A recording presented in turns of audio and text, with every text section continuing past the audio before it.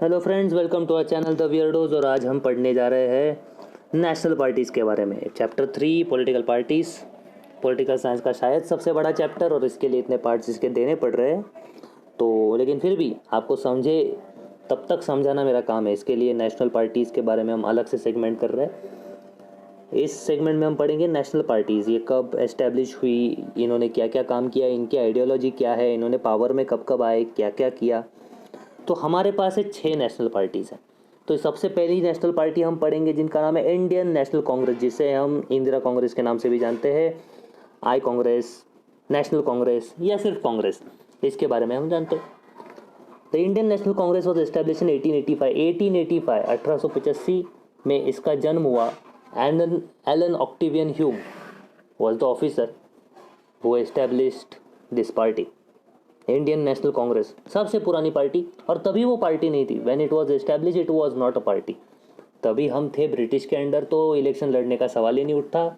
हम इंडियन नेशनल कांग्रेस था तभी एक संगठन, एक ऑर्गेनाइजेशन, एक प्लेटफॉर्म, जिसमें एक मांग की गई थी कि हमें डोमिनियन स्टेटस दिया जाए, और उसके बाद मांग की गई थी कि हमें संपूर्ण स्वराज चाहिए। We should get a full fledge independence from British rule. The Congress was an all comprehensive movement working for the national independence। उसमें उसके अंदर सारी कंट्रोवर्सीज आती थी, सॉरी माफ़ कीजिएगा, कंट्रोवर्सीज नहीं, इसके अंदर सारी आइडियोलॉजीज आती थी। ये आइडियोलॉजीज कौन सी थी? फिर वो कम्युनिस्ट हो, उसके अंदर राइट विंग हो, लेफ्ट विंग हो, समाजवादी हो, किसान मूवमेंट हो, ये सारे आते थे नेशनल कांग्रेस के रूफ के under. It was a collective roof with different ideologies.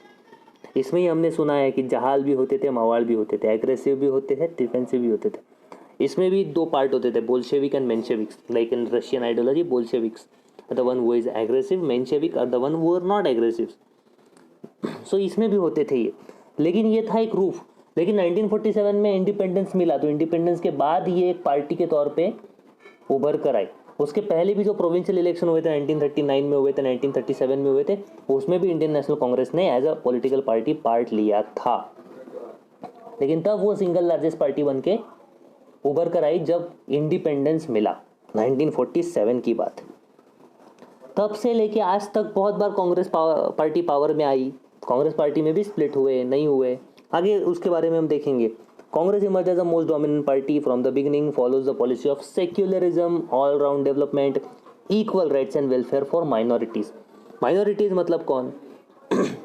जो इस कंट्री में मेजॉरिटी नहीं है वो माइनॉरिटी है। तो फिर वो रिलीजियस माइनॉरिटी होने दो, ट्राइबल माइनॉरिटी होने दो, लिंग्विस्टिक माइनॉरिटीज होने दो, उनका प्रोटेक्शन करना चाहिए, ऐसा कांग्रेस का मानना है। एंड इनकी ये आइडियोलॉजी है, सेक्युलरिज्म, ऑल अराउंड डेवलपमेंट। ये अपने संविधान में भी लिखा है, लेकिन पार्टी एजेंडा में कांग्रेस ने भी लिखा है, तो हमें as per the book we have to गो।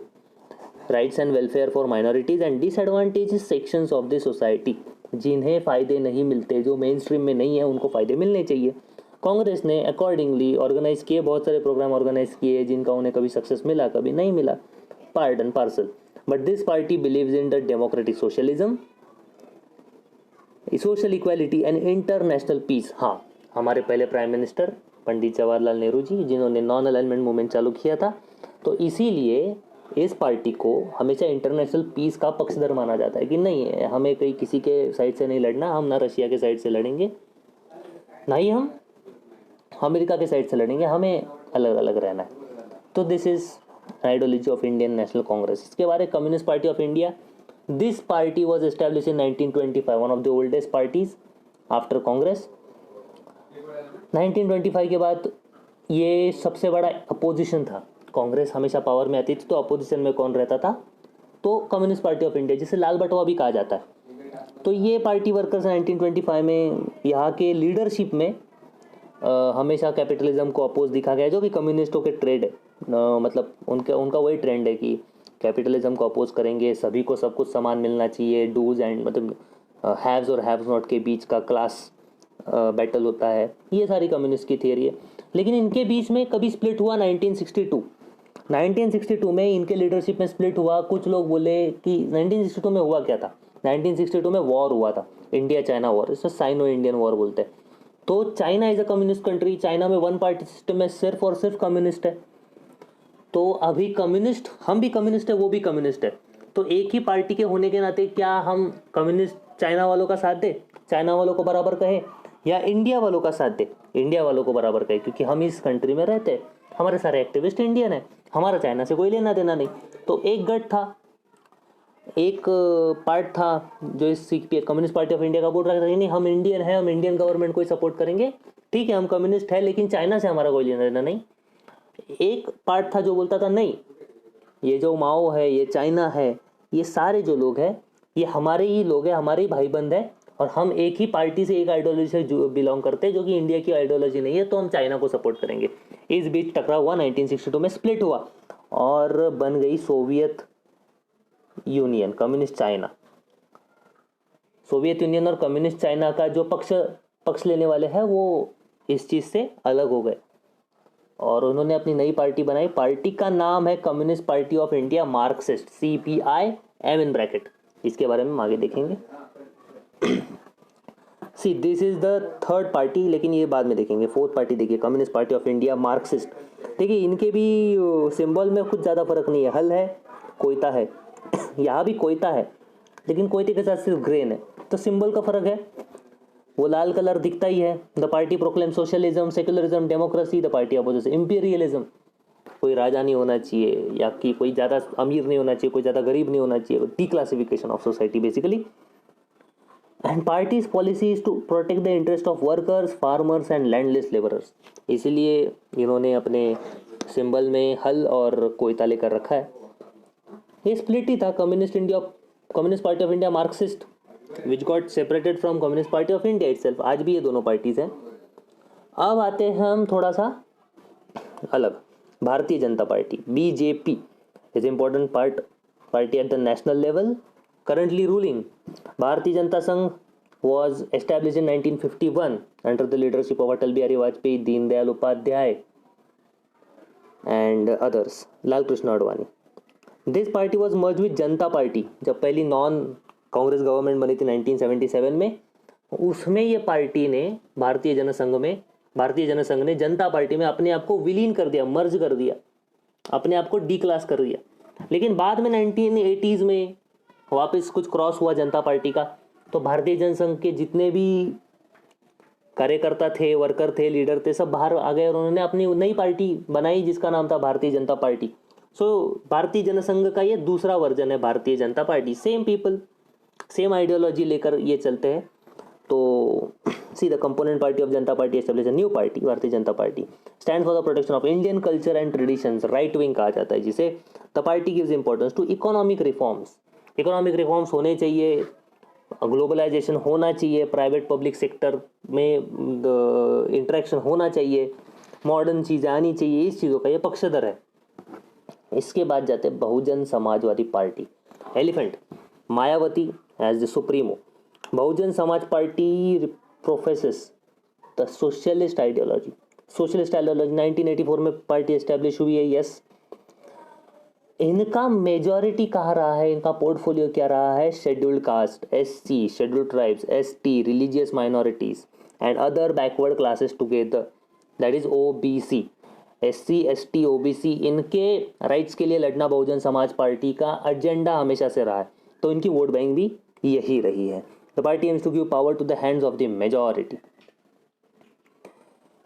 उनको ये लगता है कि इस दुनिया की मेजॉरिटी, देश की मेजॉरिटी, इस देश में सब पहले शेड्यूल कास्ट, शेड्यूल ट्राइब्स या अदर बैकवर्ड क्लासेस, जो आदिवासी लोग हैं, जो पहले आदिवासी थे, जिसे आज शेड्यूल ट्राइब्स कहा जाता है, शेड्यूल कास्ट कहा जाता है, अकॉर्डिंग टू बहुजन समाजवादी पार्टी, इनको राइट्स मिलने चाहिए, इनको पावर मिलनी चाहिए, this should be a ruling class, और इसीलिए इस पार्टी की स्थापना हुई है। इसके बाद आता है नेशनलिस्ट कांग्रेस पार्टी। नेशनलिस्ट कांग्रेस पार्टी NCP, राष्ट्रवादी कांग्रेस पार्टी, करंटली एंड पहले से ही प्रेसिडेंट इज शरद पवार। 1999 कांग्रेस में स्प्लिट हुआ। कांग्रेस के शरद पवार उस टाइम कांग्रेस में थे, शरद पवार ने पार्टी को स्प्लिट किया कांग्रेस को, और जो अपने लोग थे उनको अपने साथ लेके आए, उन्होंने नई पार्टी बनाई, नेशनलिस्ट कांग्रेस पार्टी। ये पहले सिर्फ महाराष्ट्र में थी, बाद में इसको नेशनल पार्टी के तौर पे मान्यता मिली, इलेक्शन कमीशन ने इसे अप्रूव किया, क्योंकि इन्होंने वो 6% और 3% का जो क्राइटेरिया था, जो हमने पिछले लेक्चर में देखा, वो उन्होंने कंप्लीट किया था वोट्स का। तो इसको मिला नेशनल पार्टी का दर्जा। तो ये कांग्रेस से स्प्लिट हुआ है तो इसकी आइडियोलॉजी इज़ नो डिफरेंट। ये स्प्लिट कुछ अलग रीज़न से हुआ था, लेकिन इसकी जो वैल्यूज़ है, डेमोक्रेसी, इक्वालिटी, सेक्युलरिज्म, यही है। 1999 से लेकर 2014 में ये पार्टी पावर में महाराष्ट्र में। महाराष्ट्र की एक प्रादेशिक पार्टी भी है ये, और नेशनल पार्टी का भी दर्जा मिल चुका है। 2004 में वापस अटल बिहारी वाजपेयी का गवर्नमेंट कोलैप्स हो गया। Sonia Gandhi, Congress and all this people once again came into the power. Congress came into the power. उसमें नेशनलिस्ट कांग्रेस पार्टी भी इस अलायंस में थी जिसका नाम था यूपीए, यूनाइटेड प्रोग्रेसिव अलायंस। तो 10 साल शरद पवार सेंटर में एग्रीकल्चर मिनिस्टर रहे, सो उनका कोalition में पार्ट था। इसके बाद है TMC, Trinamool Congress, all India Trinamool Congress party was establish इन 1998। ये भी स्प्लिट ही है, देख के समझ में आता है। कलर कॉम्बिनेशन देखो आप, ये कलर कॉम्बिनेशन, ये कलर कॉम्बिनेशन, बाद में कांग्रेस का कलर कॉम्बिनेशन, ये भी एक स्प्लिट है। Election commission give the party recognition as national party in 2016। नहीं तो ये वेस्ट बंगाल का सिर्फ रीजनल पार्टी था। 2016 में इन्होंने कई और भी इलेक्शन लड़े, इनके 2-3 सीट्स आए, क्राइटेरिया था, फुलफिल किया, it became the national party. तो the party supports democracy, secularism, protection of interest of weaker section of the society, minorities. ये सारा क्या है, ये सिर्फ तो कांग्रेस से जुड़ा हुआ है। देखिए नाम में भी कांग्रेस है, तृणमूल कांग्रेस, नेशनल कांग्रेस पार्टी, इंडियन नेशनल कांग्रेस, ये सारे स्प्लिट है। आप देखो सिंबल में भी देखो, आपको सीधा सीधा समझ में आता है। इसमें कोई बड़ी बात नहीं है, मतलब कोई ज्ञान बहुत बड़ा चाहिए ऐसी कोई ज़रूरत नहीं है। आप सीधे कॉमन सेंस से भी लगा सकते हो। इसकी सुप्रीमो ममता बनर्जी है and currently serving chief minister of Bengal. So number of seats secured by national parties in Lok Sabha election 2009, 2014, इस पर एक बार नज़र डालते हैं। नेशनल पार्टी, इंडियन नेशनल कांग्रेस 2009 में 206 seat, reduce to 44 in 2014। Communist Party of India पुराना वाला 1925, 2009 में 4 सीट थे, 2014 में 1। भारतीय जनता पार्टी ट्रेमेंडस इंक्रीज 116, 2009, 2014 में 282। Communist Party of India Marxist, हालांकि इनके सीट बहुत ज़्यादा थे, 2019 में 16 थे। जिस पार्टी से स्प्लिट हो गया है उनसे कई ज़्यादा सीट्स उनके आज भी है। कम्युनिस्ट पार्टी ऑफ इंडिया जिससे स्प्लिट होकर CPI-M बना, M इन ब्रैकेट, उनके सीट 2009 में 16 थे, 2014 में थे 9। बहुजन समाजवादी पार्टी 2019 में 21, 2014 में नन। नेशनलिस्ट कांग्रेस पार्टी 2009 में थे 9, 2014 में थे 6। ये 2009 और 14 का एक एनालिसिस दिया गया है। तो आगे के पार्ट में हम देखेंगे state parties, how state parties become influential, how state parties came into existence, why there in some states कि आपको स्टेट पार्टीज इन्फ्लुएंशियल दिखते हैं नेशनल पार्टीज से ज़्यादा। नेशनल पार्टीज का तो कभी कभी जो पार्टी अपने आप को नेशनल बोलती है उन पार्टी का उस स्टेट में कोई नामो निशान नहीं रहता। They were never ruling in that state. तो ऐसा क्यों होता है, व्हाई दिस हैपन्स? कभी कभी कोई स्टेट लेवल के नेता है, उनका नेशनल लेवल पे सुना जाता है, जबकि उनका होल्ड सिर्फ एक ही स्टेट पर है या एक ही स्टेट में उनके पार्टी का काम है, लेकिन सुना पूरे देश में जाता है। लार्जर देन लाइफ इमेज होती है। एग्जाम्पल के तौर पे अब शिवसेना प्रमुख बाला साहेब ठाकरे को ले सकते हैं। भले महाराष्ट्र में उनकी पार्टी सीमित थी, लेकिन पूरे देश भर में आवाज़ सुनी जाती थी। तो ऐसा क्यों है, ये हम अगले लेक्चर में सुनेंगे। Hope you like the video. Please like, comment and share and subscribe our channel the Weirdos. पता नहीं, बस दब जाना चाहिए। Thank you so much. Be weird, be वियर्डोज।